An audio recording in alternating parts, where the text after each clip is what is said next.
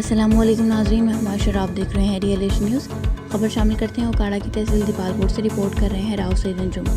دیپالپور کے نواحی گاؤں 40 ٹیمیں ینگ ویلفیئر سوسائٹی نے کبڈی کے کھلاڑیوں کے درمیان افتتاحی میچ کروا کر کبڈی کی بنیاد رکھ دی۔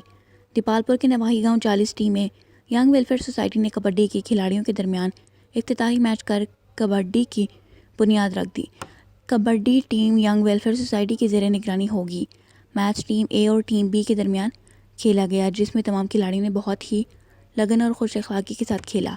میچ ٹیم اے نے 30 پوائنٹ پر اپنے نام کر لیے۔ دو ٹیموں کو انعامات نوازا گیا۔ ینگ ویلفیئر سوسائٹی کی صدر ملک زاہد شریف کا کہنا تھا کہ ٹیم اس طرح دل لگا کر کھیلے، ہمارا تعاون ہر وقت کھلاڑیوں کے ساتھ ہے۔ کبڈی کوچ قربان علی کا کہنا تھا کہ تمام کھلاڑیوں نے بہت لگن کے ساتھ میچ کھیلا۔ وہ دن دور نہیں جب یہ ٹیمیں ضلع لیول پر کھیل کر اپنے گاؤں اور ینگ ویلفیئر سوسائٹی کا نام روشن کریں گی۔